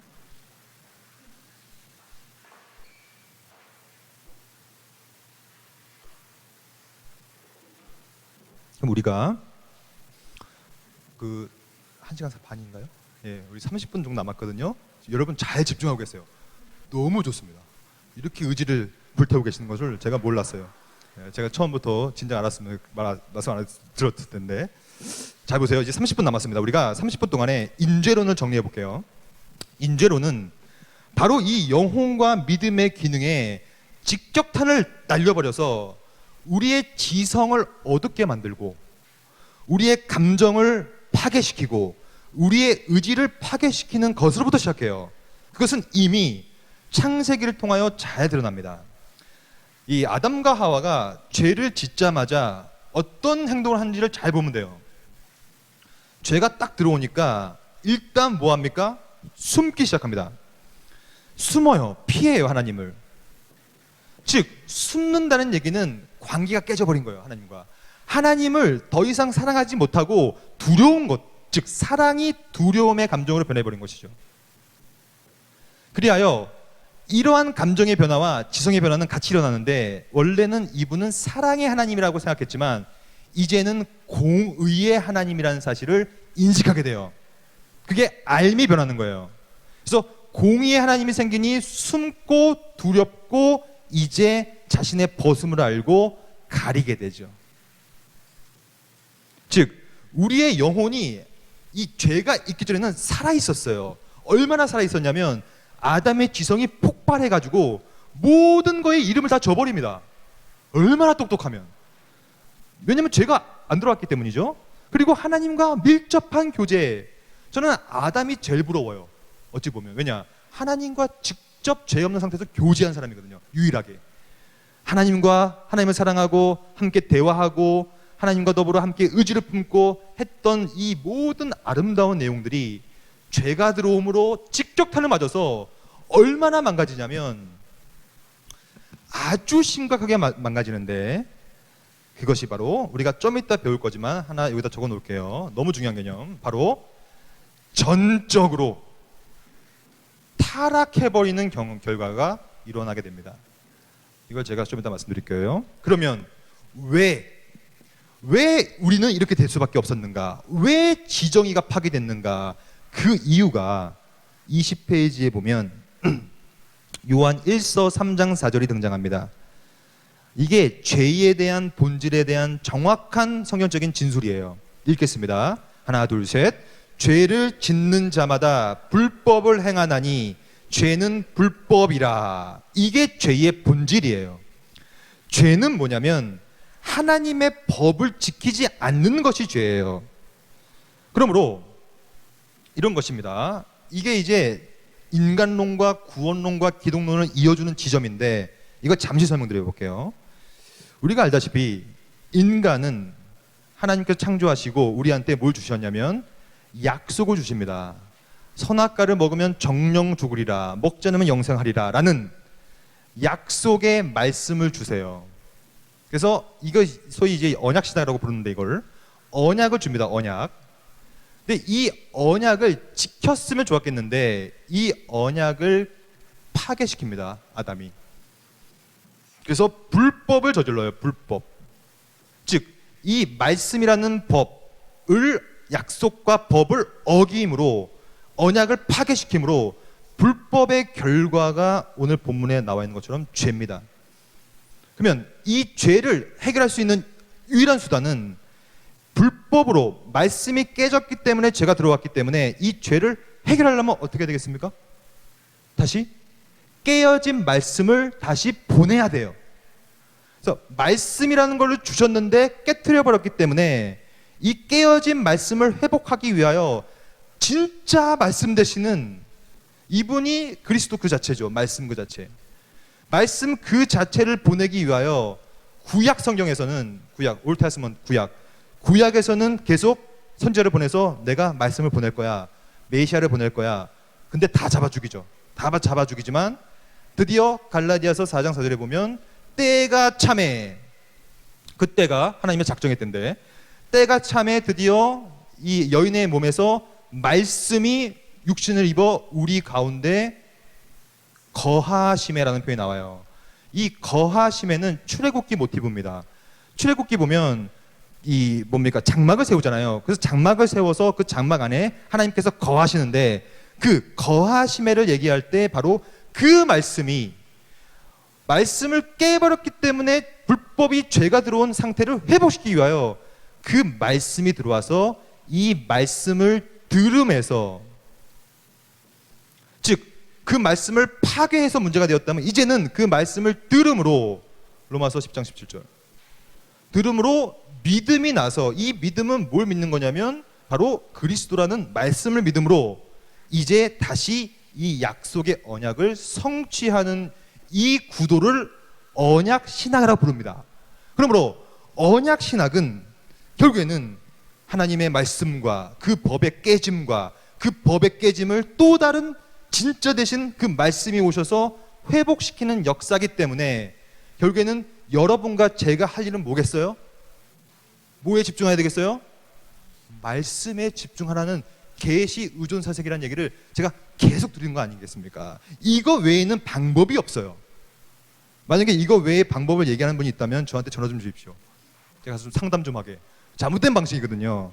그러므로 죄를 짓는 자마다 불법을 행하나니, 죄는 불법인데 그럼 그것을 회복할 수 있는 유일한 방식은 다시 그 법을 지키는 것밖에 없다. 넘겨보겠습니다. 21페이지.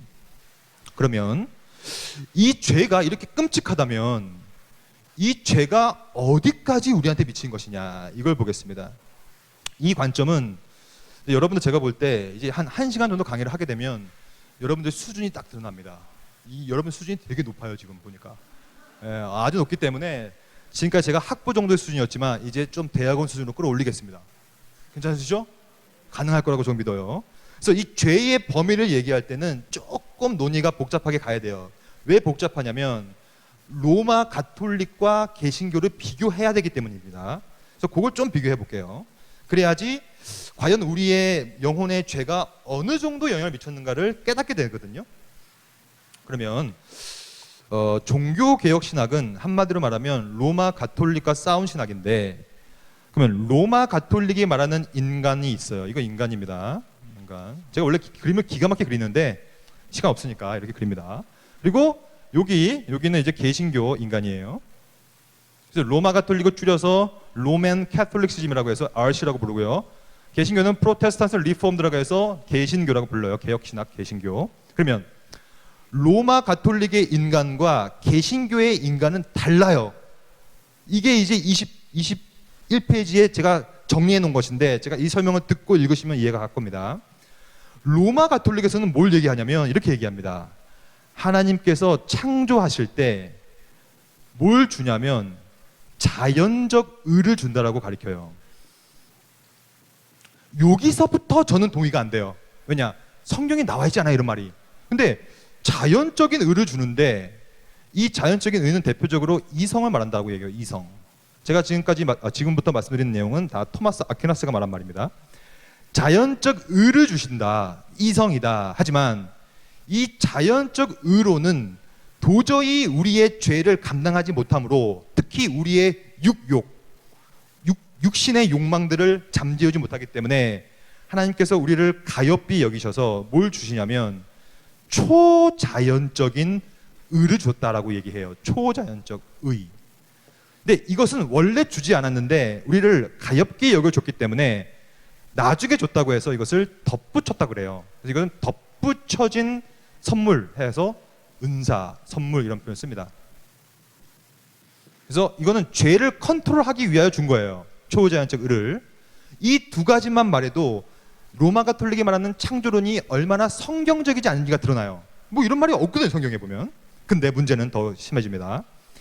그래서 이 사람은 누구냐면 아담이에요. 아담은 태어날 때 자연적 의와 초자연적 의를 갖고 태어난다라고 로마 가톨릭은 말합니다. 근데 여기서 드디어 창세기 3장이 되면서 타락이 들어와요.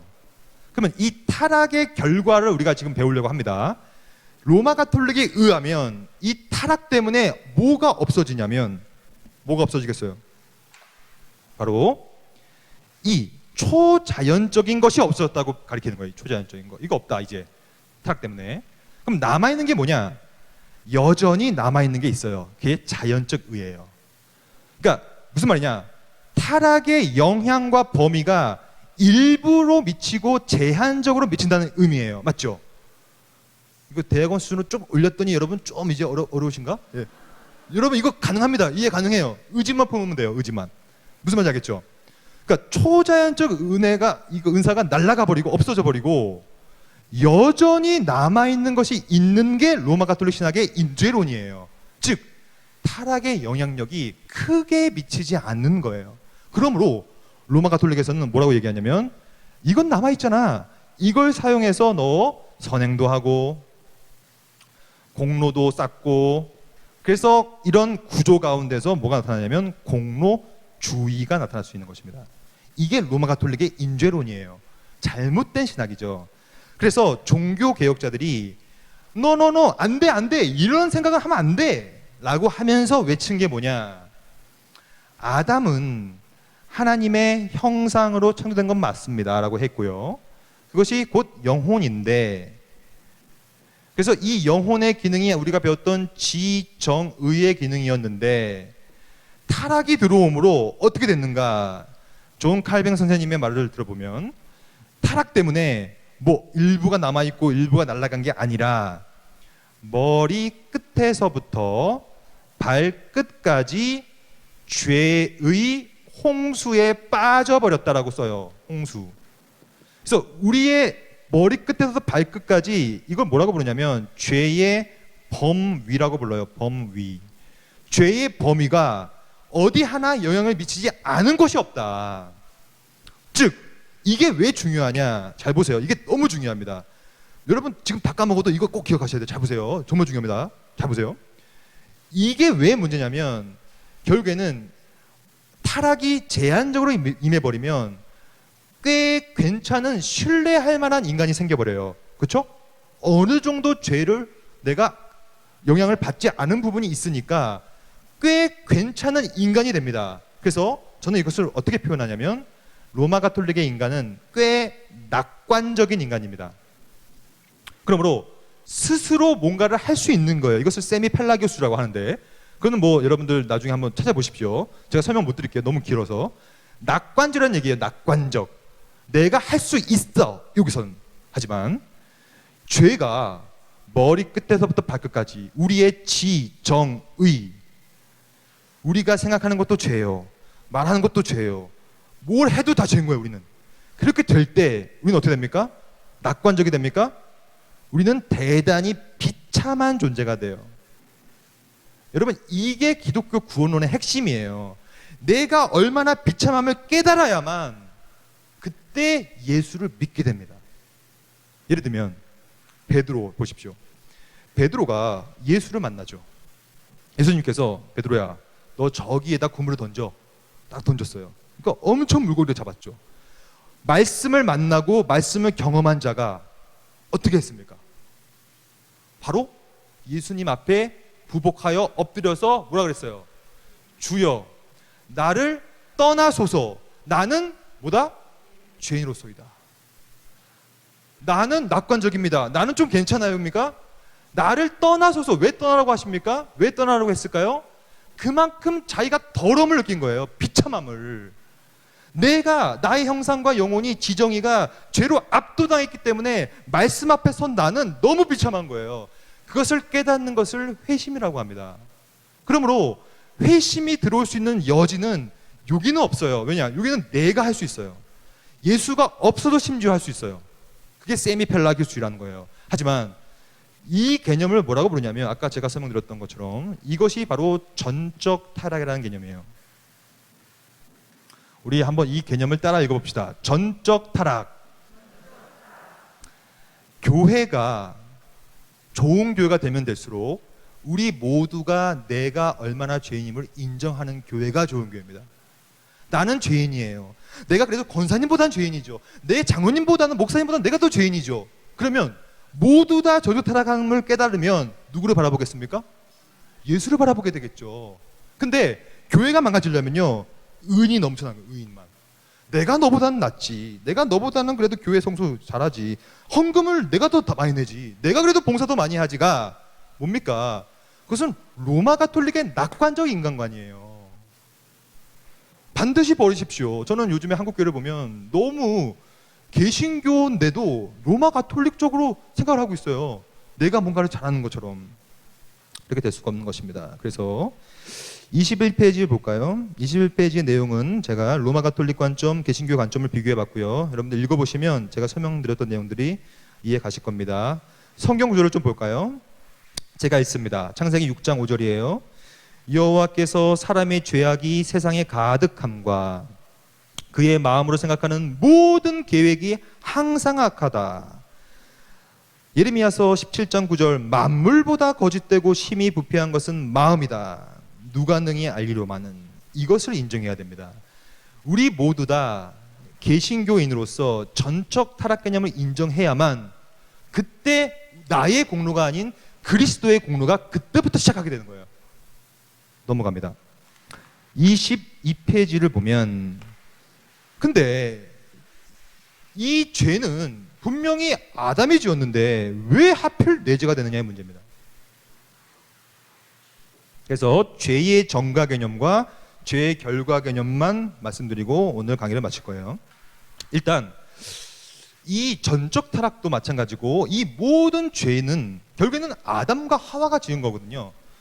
우리가 처음에 지은 건 아니, 우리는 여전히 그때는 없었으니까요. 이 에덴 동산에. 근데 도대체 왜 아담의 죄가 나의 죄가 되느냐의 문제예요. 이거 갖고 신학자들은 엄청난 논쟁을 했어요. 그 많은 논쟁을 한마디로 요약해 보면 이겁니다. 결국에는 아담이 있어요. 그리고 이 아담은 첫째 아담이라고 불러요. 근데 이 아담이 아까 제가 설명드린 것처럼 법을 깨버려 가지고 이 첫째 아담이 처절한 전적 타락한 죄인이 됩니다. 그래서 이 스스로는 타락했기 때문에 소망이 없으므로 하나님께서는 말씀이라는 분, 즉 둘째 아담을 보내요. 근데 여기 보면 이 아담의 후손들인 우리 여러분과 저는 여기 있다고 봅시다. 이렇게 이거는 나예요, 여러분들이에요. 우리가 여기 있고 또한 우리는 그냥 우리예요. 아담이 아니에요. 하지만 둘째 아담이라는 분이 이제 들어오십니다. 이게 둘째 아담이에요. 이 둘째 아담이 우리가 알다시피 그리스도예요. 그러면 이 관계성을 봅시다. 잘 보세요. 이게 정말 중요합니다. 아담, 첫째 아담과 나와 둘째 아담의 그리스도는 모두 다 함께 묶여 있어요. 이것을 뭐라고 부르냐면 언약적 연대성이라고 불러요. 언약적으로 연대하고 있는 거예요. 왜냐? 똑같은 하나님의 형상인 영혼을 갖고 있어요. 영혼. 그래서 영혼의 기능을 갖고 있고 심지어 예수님도 우리 인간과 똑같지만 죄는 없으시다. 하지만 모든 것이 똑같은 인간으로 태어나요. 우리도 영혼이 갖고 있죠. 그래서 이 영혼이라는 기능을 갖고 있는 이 영혼의 기능이 아까 말씀드렸던 것처럼 지정의라면 이 지와 정과 의를 활용하여서 언약이 무엇인지, 약속이 무엇인지, 말씀이 뭔지를 함께 공유하며 이해할 수 있는 것을 신학에서는 언약적 연대 혹은 언약적 통일이라는 말을 씁니다. 또 다른 말로 하면 연대성 통일성은 전 인류의 통일성, 즉 인류의 언약적 통일성이라는 말을 씁니다. 이렇게 묶여 있어요. 그래서 어떻게 묶여 있냐면 이분을 성경의 가르침대로 이분을 우리의 언약의 머리라고 봐요. 아담을. 그래서 아담은 우리의 언약의 머리예요. 그래서 하나님께서 아담한테 했던 모든 약속들은 언약의 머리이므로 말 그대로 이걸 뭐라고 부르냐면 다시 말하면 대표성의 원리라고 하는데 잘 보세요. 언약적 통일성의 결론이 대표성의 원리라고 부릅니다. 예를 들어 볼게요. 여러분들 이거 쉽게. 예를 들면 지금 우리나라 대통령은 누굽니까? 문재인 대통령이죠. 문재인 대통령이 미국 대통령인 트럼프를 만났어요. 그래서 악수를 하면서 어떠한 정책을 합의를 했다고 생각해 보세요. 그러면 문재인과 트럼프가 약속한 조약을 미국 사람과 한국 사람은 지켜야 돼요, 지키면 안 돼요? 어떤 사람들은 아니 나는 그렇게 싫은데 왜 하필이면 했습니까? 안 지키면 국민이 아니겠죠. 미국 대통령과 한국 대통령은 대표이기 때문에 우리가 그가 한 결정을 우리가 따라가야 되는 거예요. 그것이 언약적 대표, 우리가 그렇게 약속한 거예요. 조약을 맺은 거잖아요. 맞죠? 이게 언약의 대표성이라는 표현인데 똑같아요. 아담은 전 인류의 언약적인 머리이기 때문에 우리의 대표인 거예요. 그러므로 성경에 보면 좀 이따 볼 거예요, 성경. 이 언약의 머리가 타락을 했다면 전적 타락이죠. 대표가 타락한 이 원리에 의하여 우리도 타락했다라고 보는 거예요. 보는 개념. 즉 이것은 뭐라고 부르냐? 전가라고 불러요. 전가. 죄가 전가됐다는 표현이에요. 이 전가는 imputation이라는 표현인데 이게 똑같이 드러납니다. 잘 보세요. 그래서 우리가 죄를 전가받아서 우리도 전적 타락한 존재가 되었고 그렇게 인정을 받아버렸고 이것을 해결하기 위하여 둘째 아담이 우리의 또 다른 대표성을 가진 분이 오셔서 이분이 우리가 갖고 있는 이 모든 죄를 이 그리스도한테 또 전가합니다. 그래서 그리스도는 원래는 의인으로 태어나요. 의인. 아무 죄도 없는 의인으로 태어나지만 우리의 모든 죄를 다시 전가받기 때문에 가장 처절한 죄인에 대해서 죽습니다. 그래서 이 죄가 그리스도께 전가되고 동시에 잘 보세요. 그리스도의 의가 우리한테 전가되는 것이죠. 이것을 뭐라고 부르냐? 이게 그 유명한 이중 전가의 개념이에요. 이 모든 내용은 언약의 대표성으로밖에 못 풀어요. 이것을 많은 신학자들은 실제론으로 풀었어요. 실제론. 그건 뭐냐면 마치 유전처럼 우리의 DNA 안에 죄가 들어와 있고 죄가 존재이기 때문에 우리 안으로 넘어오고 이렇게 이해할 수가 없어요. 왜냐? 여러분들 우리는 그리스도의 의에 힘입어 구원을 받았죠. 그래서 그리스도의 의의 공로에 힘입어 구원 받았단 말이에요. 근데 여러분들 저한테 그리스도의 의를 보여줘 보세요. 보여줄 수 있습니까? 여러분들 몸 안에 그리스도의 의가 있어요, 없어요? 어찌 보면 실제론으로 봐서는 없습니다. 그리스도의 의가 우리한테 들어왔다는 개념은 로마 가톨릭식의 주입설이에요. 잘못된 개념입니다. 그러므로 우리가 실제로 그리스도의 의로 인해 공로로 인해 구원 받았지만 무슨 현미경을 통하여서 그리스도의 의를 우리가 발견할 수 없어요. 우리 몸속에서. 왜냐? 그것은 언약적 대표성, 언약적 연대성, 언약적인 정가 개념으로 이해하기 때문입니다. 그러므로 언약적 정가 개념은 기본적으로 실제론적으로 볼 수가 없다는 것이죠. 근데 왜 이렇게 얘기하는가? 성경이 말하고 있기 때문입니다. 22페이지 로마서 5장 12절 같이 읽겠습니다. 하나 둘 셋. 그러므로 한 사람으로 말미암아 죄가 세상에 들어오고 죄로 말미암아 사망이 들어왔으니 이와 같이 모든 사람이 죄를 지었으므로 사망이 모든 사람에게 이르렀느니라. 이거는 언약적인 연대와 통일과 대표성 외에는 또한 정가라는 개념 외에는 설명할 길이 없어요. 로마서 5장 19절 읽습니다.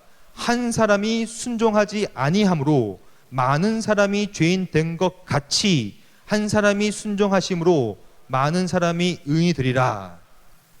한 사람이 범죄함으로 우리 모두가 언약적 머리가 범죄했으니 우리도 그 죄를 전가받았고 한 의인이 의로운 일을 했기에 그 의가 우리한테 전가되었다라는 것이 이 성경 구절이 말하는 신학적 의미라는 얘기예요.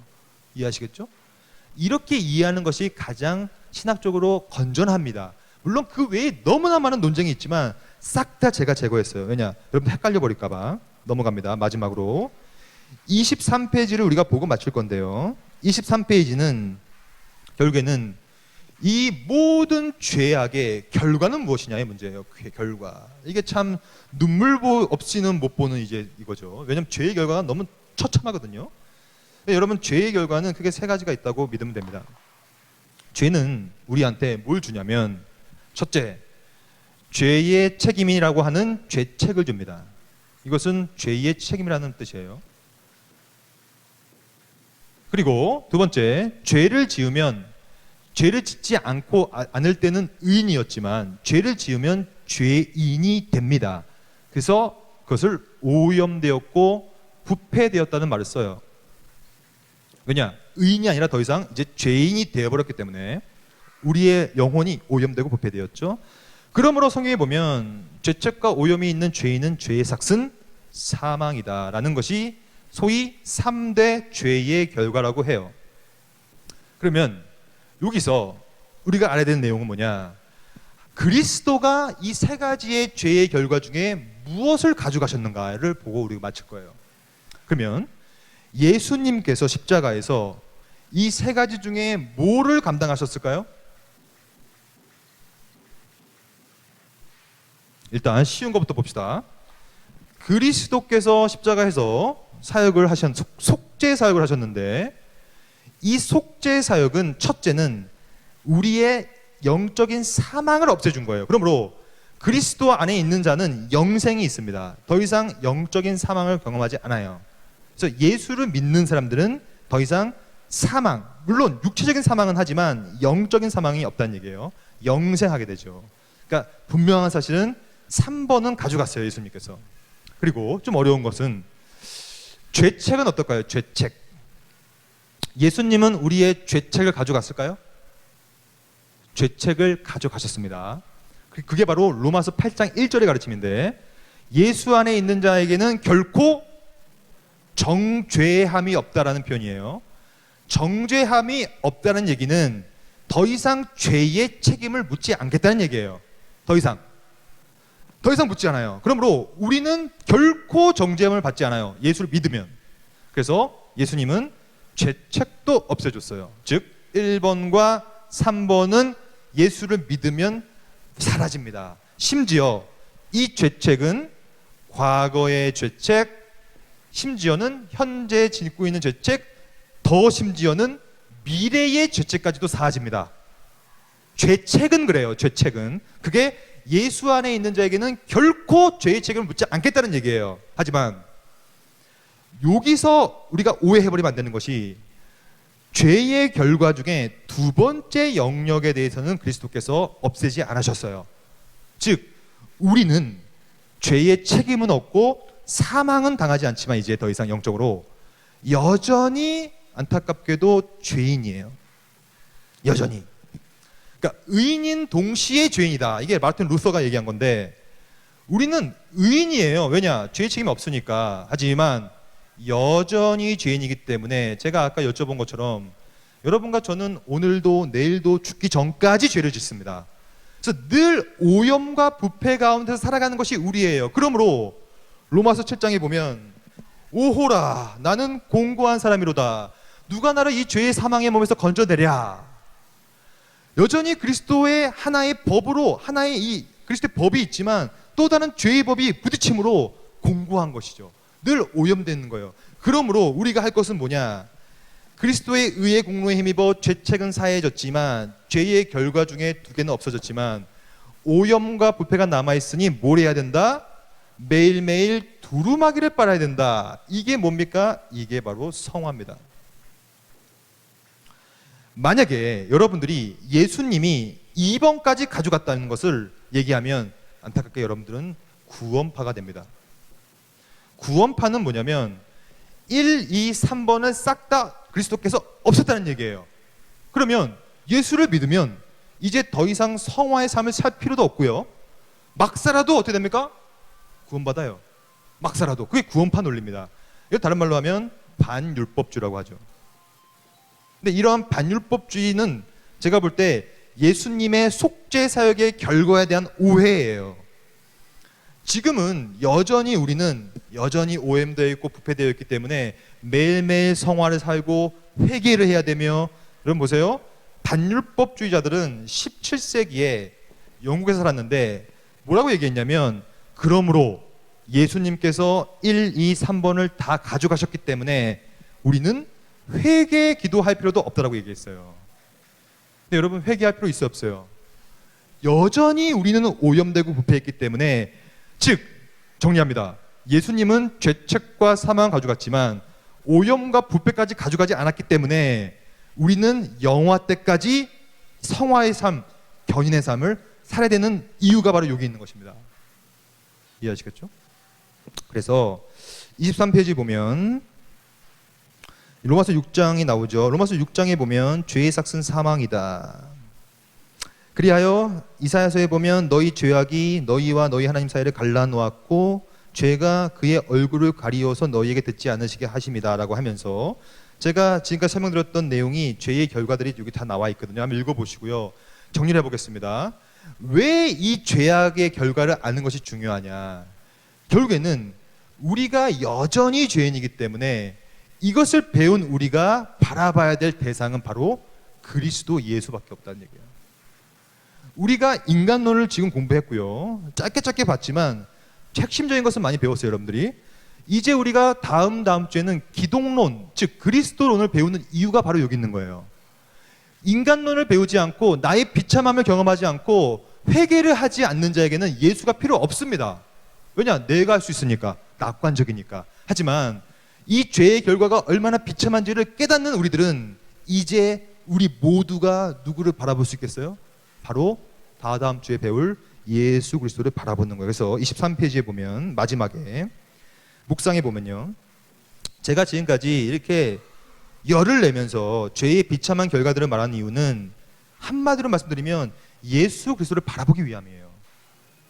죄의 결과를, 이 비참한 결과들을 해결하실 분은 예수밖에 없기 때문에, 그러므로 우리는 예수 그리스도가 누군지를 정확히 알아야 돼요. 그래서 우리가 다다음 주에 여러분들 다 나오십시오. 네, 다다음 주에 알아야 되니까 예수님을. 예수 그리스도를 알면 알수록 우리 안에 있는 이 죄책과 오염과 부패의 사망의 그림자는 점점점 색깔이 옅어질 겁니다. 그것이 예수 그리스도가 우리에게 있어 가장 큰 은혜요, 가장 큰 소망이다라는 사실을 결론을 짓겠습니다. 기도하겠습니다. 하나님 감사합니다. 오늘 인간론 짧게 보면서 우리 인간이라는 존재가 하나님 앞에 얼마나 소중하고 얼마나 특별한 존재라는 사실을 오늘 경험했습니다.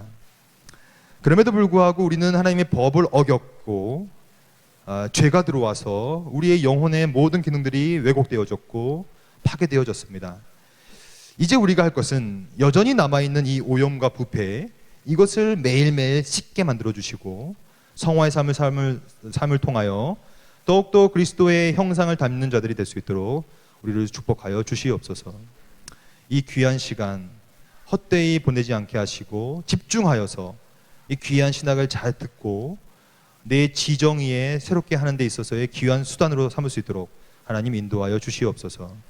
상암교회와 우리 모든 예배와 또한 우리 한국교회를 위해서 하나님께서 더 큰 은혜 주실 줄 믿사오며 이 모든 말씀 예수님 이름으로 기도드립니다. 아멘. 수고하셨습니다.